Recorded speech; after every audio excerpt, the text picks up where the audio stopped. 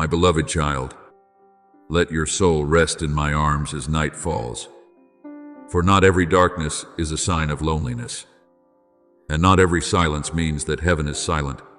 There are nights I choose to make into a cradle for a new beginning, and there are hours that people consider ordinary. Yet in the spiritual realm, they resound with mysterious movement. You may not yet understand why your heart suddenly feels heavier, why old memories rise again, or why prayers you thought had sunk into forgetfulness suddenly become alive deep within you. But I speak to you with the love of a compassionate father. Not one tear of yours falls without my seeing it, and not one sigh of yours dissolves into the darkness without my hearing it. As it is written, you have kept count of my tossings, put my tears in your bottle.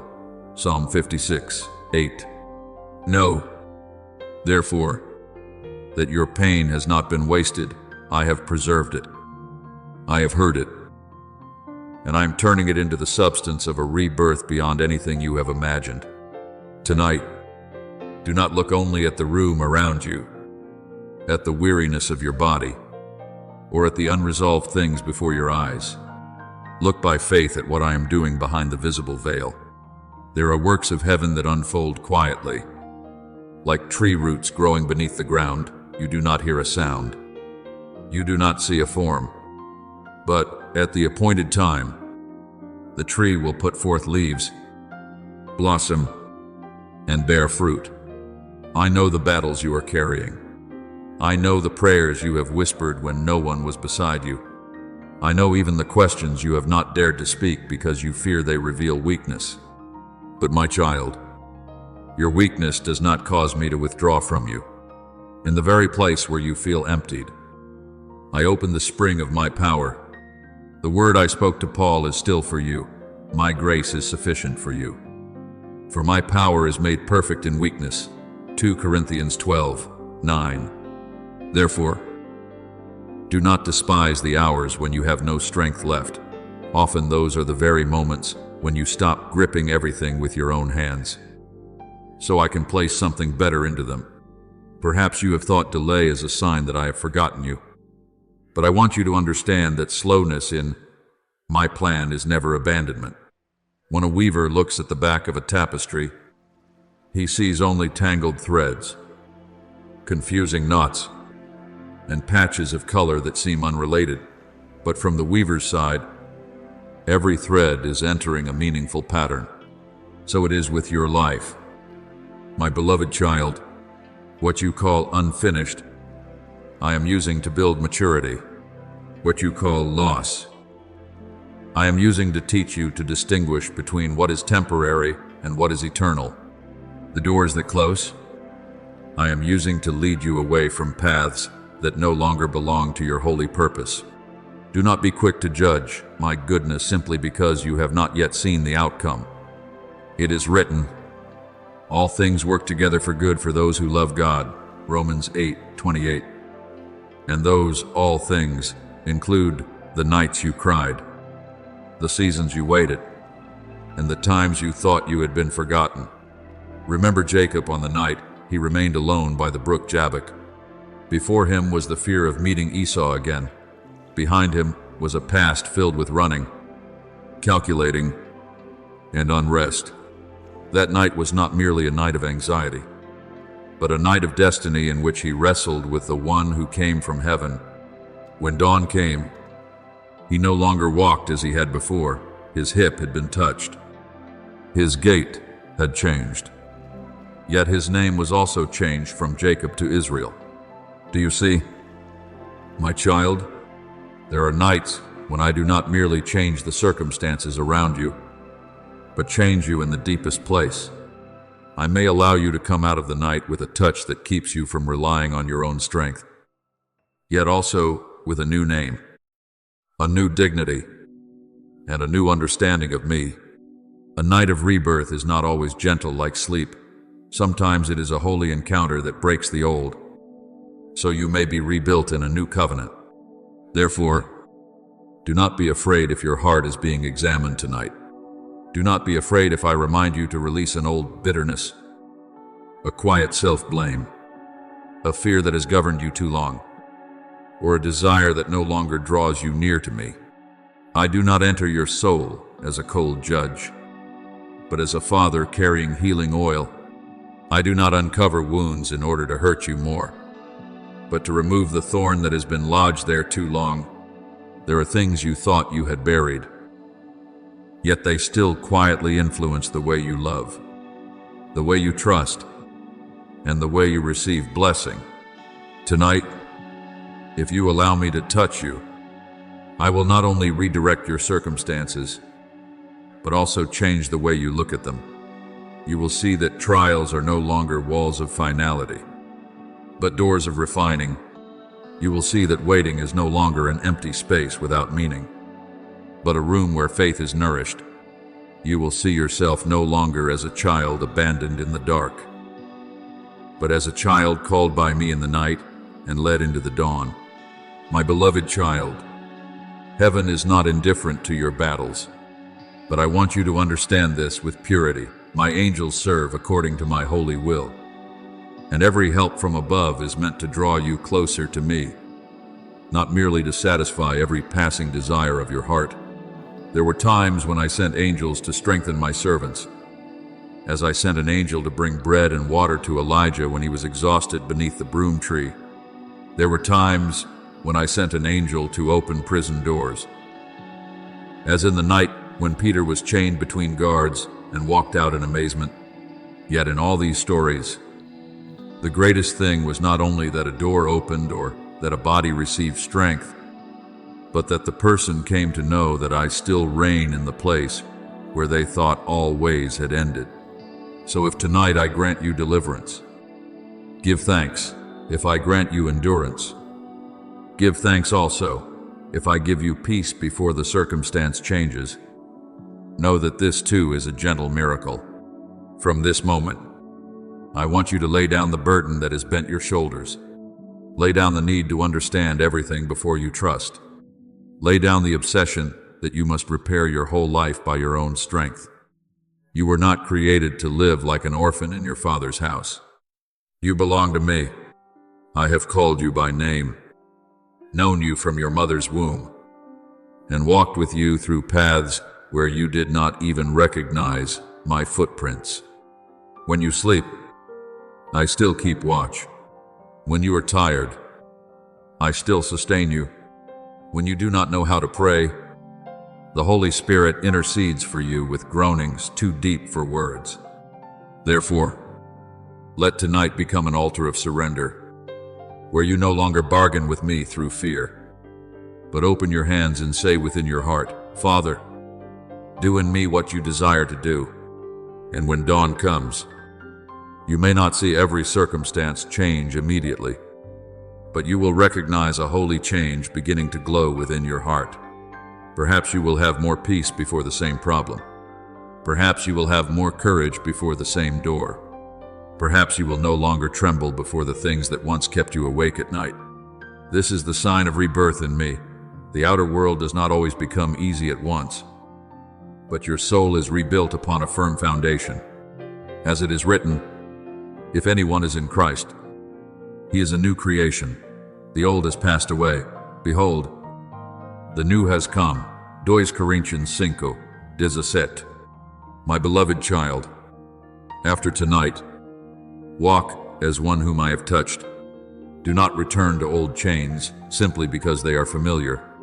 Do not call yourself by the names that pain once gave you. I call you my beloved child, the redeemed one, the one lifted up, the one being led into a new season. Rest in me, my child. Tonight is not the end of hope, but the place where hope is rekindled by holy fire. Tonight is not an abyss that swallows you, but the soil where a new seed is planted and prepared to sprout. I am doing what you cannot yet fully see, but you can fully trust me.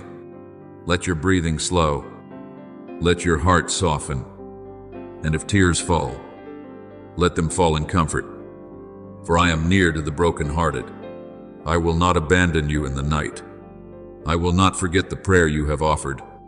I will not allow darkness to write the final chapter of your life. I am your Father, the keeper of your soul, the light that never goes out in every long night. And when you wake in the new day, even if everything outwardly is still being arranged according to my timing, you will know that within you, something holy has begun. You are being reborn in me, healed in me, rebuilt in me, and led into the dawn I have prepared with eternal love. My beloved child, in a world that constantly whispers into your ear that you must run faster, prove more, appear strong before everyone, and never slow down, I call you into another rhythm, the rhythm of depth. I do not call you to decorate your soul with an outward appearance of religion, nor do I demand that you present yourself before me as someone who has never grown weary. I know you were formed from dust. I know your limits. I know there are days when you have only enough strength to breathe and whisper my name. Yet precisely there, where you no longer have the energy to construct an image of perfection, I can meet you very near. For I am not seeking your radiant mask. I am seeking your true heart, the heart that dares to open before its Father without hiding, without embellishing, and without fear of rejection. My child, there are seasons when I do not cause you to grow according to the height of achievement, but according to the depth of your roots. People often praise wide branches, visible flowers, and ripe fruit that can be admired, but I am the holy gardener, and I know that if the roots do not sink deeply into the soil of grace, the tree will not stand when strong winds come. Therefore, do not quickly grieve when you feel led into a quiet place, where no one applauds, where the process seems slower than you hoped. It is there that I am pruning hidden motives, purifying desires mixed with fear, and teaching you to love me for who I am, not only for what I can give. John 15:2 reminds you that every branch that bears fruit the Father prunes, that it may bear more fruit. My pruning is not punishment. It is a sign that I am preparing you for fruit that will last. My child, I am not surprised by your weakness. I do not turn my face away when you stumble, nor do I diminish you when you admit that you cannot save yourself. Often, you are ashamed of the very things I want to heal. You hide from me your small jealousies, your secret fears, your weariness in faith, and the wounds that have not yet been named, as though I only love you when you present the best parts of yourself. But I am your Father, not a distant judge standing outside your life. Come to me as David came, broken yet honest, trembling yet trusting, saying, "Search me, O God, and know my heart." As Psalm 139:23 declares, when you allow me to search your heart, my light does not come to humiliate you, but to free you from the hidden darkness that has been quietly draining life from within you. Perhaps you have grown used to calling the past season just surviving. You think you have not made progress because you have not yet seen a great miracle, an open door, or heard the trumpet of victory sound. But my child, I see the victories you have overlooked. I saw the time you wanted to answer with bitterness but chose wise silence instead. I saw the time you had a reason to hold resentment but still brought your heart before me to learn forgiveness. I saw the morning you woke with sorrow still heavy upon your chest, yet still chose to take one more step. I saw the moment when you had no clear evidence, yet still said, "Father, I trust you." These things are not small in my kingdom. Luke 16:10 says that one who is faithful in very little is faithful also in much. And I say to you, your hidden faithfulness is forming a foundation that human eyes cannot yet measure. Remember Elijah, the one who once stood on Mount Carmel and saw fire fall from heaven, but afterward fled in fear, sat beneath the broom tree, and asked to die. Do you see? Even one who has experienced great power can become exhausted. But I did not come to Elijah with cold rebuke. I gave him bread, water, and rest, then led him to Mount Horeb.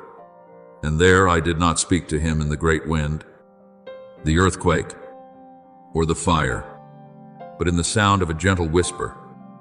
As 1 Kings 19 recounts, "My beloved child, there are times when I do not heal you through outward shaking, but through inward tenderness.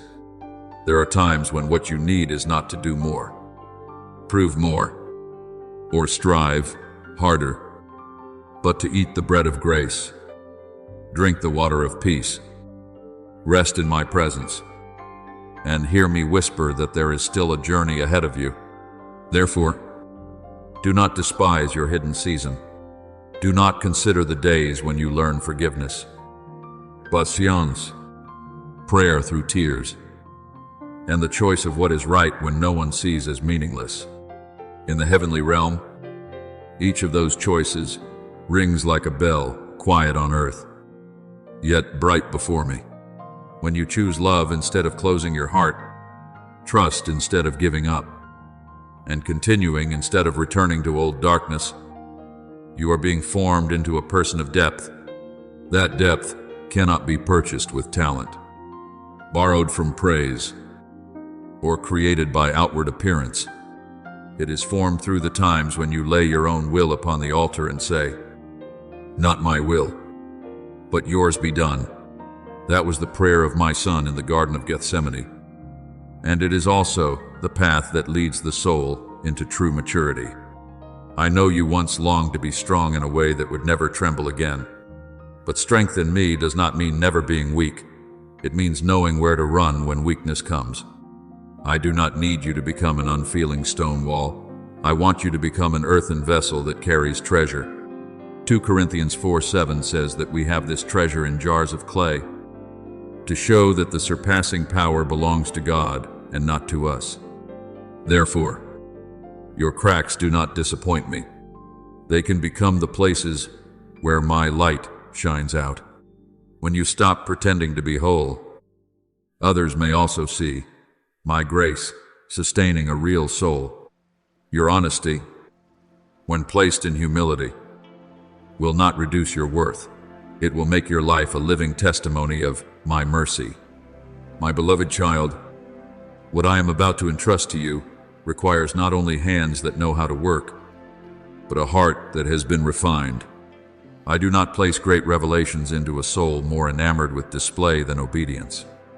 I do not entrust holy things to a heart that only wants to be seen but refuses correction. Therefore, if I am leading you through a season of searching, pruning, and learning hidden faithfulness, do not be afraid. This is not meaningless delay. It is the Father's preparation. I am making your foundation stronger so that when blessing comes, it will not make you proud. When responsibility comes, it will not crush you. When the door opens, you will still know how to kneel. And when people call your name, you will still remember that all glory belongs to me. So let me lead you into truth. Do not chase the speed of the world until you lose the voice of the Holy Spirit within your heart. Do not use another person's achievement as a whip against your own soul. Do not interpret my slowness as rejection. I am the one who knows which season needs sowing, which season needs watering, which season needs waiting, and which season needs harvest. James 1:4 counsels that steadfastness must have its full effect, so that you may be perfect and complete, lacking in nothing. Do you see? I do not only want you to move quickly, I want you to become whole. I do not only want you to have results, I want you to carry the nature of love, humility, endurance, and truthfulness.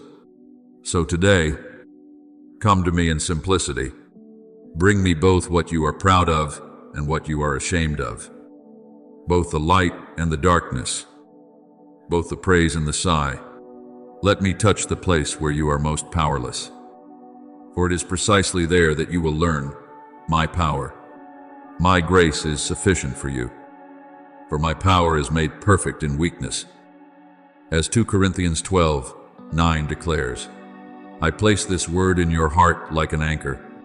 When you no longer lean on the image you have created, you will lean on me. When you no longer try to save yourself through control, you will be held by grace. When you are no longer afraid of being fully seen by me, you will discover that you have long been fully loved. My child, you are not merely surviving. You are being built. You are not merely enduring. You are being refined. You are not merely passing through ordinary days. You are learning faithfulness in the hidden place, and that faithfulness is resounding in heaven. Keep forgiving. Keep believing. Keep walking.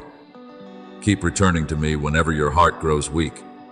One day, you will look back and see that those quiet victories were the foundation stones for the greater thing I would reveal. For now, rest in my hands, for I am not in a hurry. I am not mistaken, and I do not leave my work unfinished. I am deepening your roots, softening your heart, brightening your faith, and preparing you for the season when what was sown in tears will blossom in joy. My child, I know your heart is hurting, and I do not take that wound lightly. I know there are people who have left your life, yet still leave an echo inside you.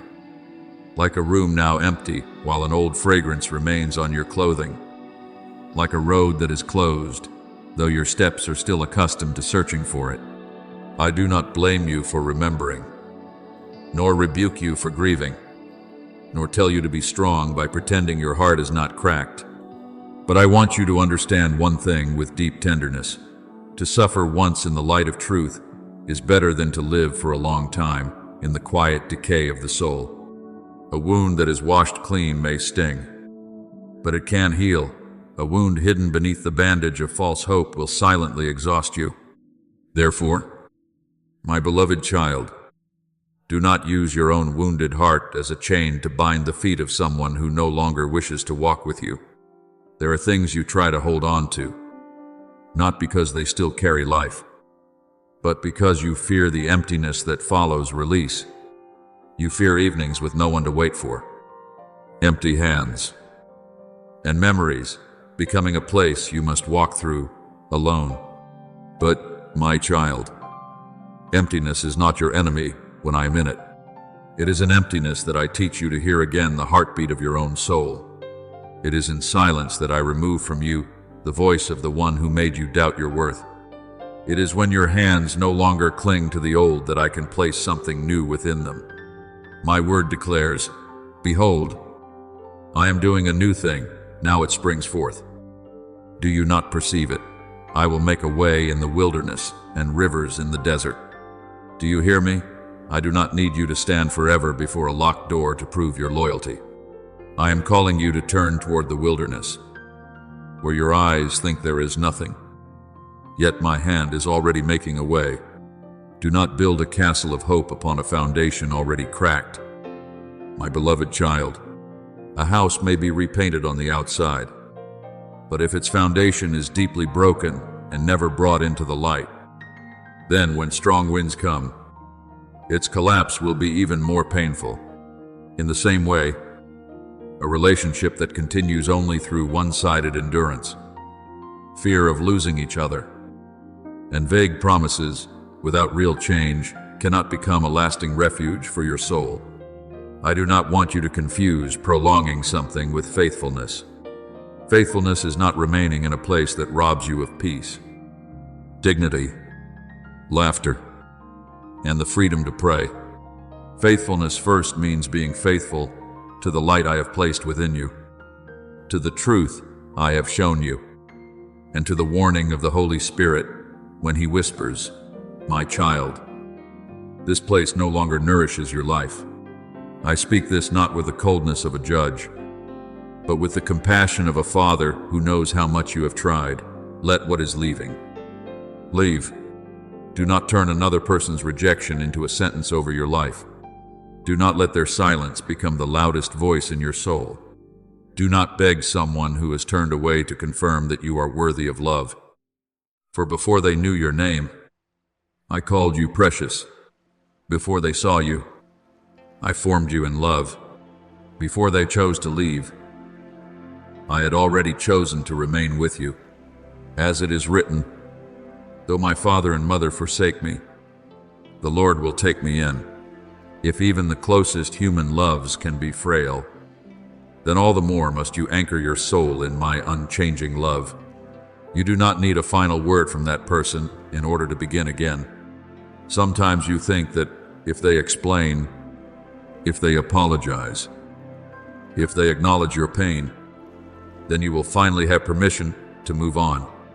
But my child, your freedom is not suspended from another person's lips. Your healing does not require the signature of the one who wounded you. There are answers I do not allow you to receive, not to punish you, but so you will no longer return to the old table to feed on the crumbs of the past. I am your final word. When I speak peace, every voice of chaos must retreat. When I say you are loved, every rejection loses the right to define you. When I say it is time to walk forward, you do not need the agreement of someone who has chosen to stand outside the new chapter of your life. Remember Elijah by the brook Cherith. My beloved child, I commanded ravens to feed him there, and the stream gave him water for a season. But then the brook dried up, not because I had abandoned Elijah, and not because that place had once been wrong. It simply meant that the season had been completed. If Elijah had remained beside the dry brook, grieving because the place that once sustained him no longer gave water, he would have missed the widow's house in Zarephath, where I had prepared another miracle. Do you see? There are brooks in your life that were once true blessings, that helped you survive a difficult season, that gave you a sense of shelter. But when the brook is dried up, you cannot force it to flow again with your tears. I do not tell you to despise what once nourished you. I only tell you not to worship it. Rise, for my provision does not die when one stream runs dry. And if you still hurt because you think rejection means you are not good enough, come even closer to me. People may not be mature enough to guard what I placed before them. People may not be discerning enough to recognize the gift within you. People may leave because of fear, selfishness, their own wounds, or the uncertainty of their hearts. But their leaving does not lower your dignity. A flower does not lose its fragrance because someone passes by without stopping. A lamp does not lose its light because someone turns away from its brightness. You are still my child, still covered by grace, still carrying a future no human hand can destroy. For I know the plans I have for you. I declare, plans for peace and not for evil, to give you a future and a hope. That future is not locked away simply because an old door has closed. My beloved child, letting go does not mean you have lost. Sometimes, letting go is the bravest act of faith, because you place what you cannot control into my hands and trust that I will not let you fall. Letting go does not mean denying the beautiful memories. It means acknowledging that memories are not enough to nourish a destiny. Letting go does not mean you stop loving. It means you learn to love in freedom rather than chains, through prayer and peace rather than pleading in despair. When you release what has already departed from your life, you do not become empty, you become ready. And empty hands before me are hands that can be filled. So let me untie every knot within your heart. Give me the nights when you wondered where you went wrong, the mornings when you woke with longing like a stone on your chest, the words never spoken, the words never heard, and the dreams you once thought you would build with that person. I do not despise your tears. I will gather them like a father gathering shards of glass away from your feet, so you will not continue walking in pain. But after I bandage you, I will not let you remain forever in the place of mourning. I will call you to rise. Wash your face. Put on the new garment of hope and step out beneath the sky. I am still keeping clear for you. My child, do not stand forever beside a locked door. Do not press your ear against it to hear whether footsteps are returning. While behind you I have opened a road wider, brighter, and more peaceful. There are things that begin only when you stop bargaining with what has ended. There are gifts that come only when your hands are no longer full of old fragments. There are people I will bring into your life, not to make you doubt your worth, but to honor with you what I am building within you. But before that season comes, I want you to learn to rest in me, so you do not step into the future with the hunger of the past, but with the fullness of a soul that knows it is loved. Today, I am not merely telling you to let go of a person. I am teaching you to release a version of yourself that has lived too long in waiting, self-blame, and fragile hope built on the wrong foundation. I am returning you to the light. I am reminding you that you do not need to chase what has turned away in order to prove that you are worthy of staying. I have remained with you from the beginning, and I will walk with you to the end. Trust me, my beloved child. That rejection is not the end of your life. It is only the end of a season that is no longer allowed to rule your soul. Ahead, there is still promised land, still a river in the wilderness, still dawn after the long night, and still my gentle voice speaking over you. Walk forward, my child, for I am making all things new.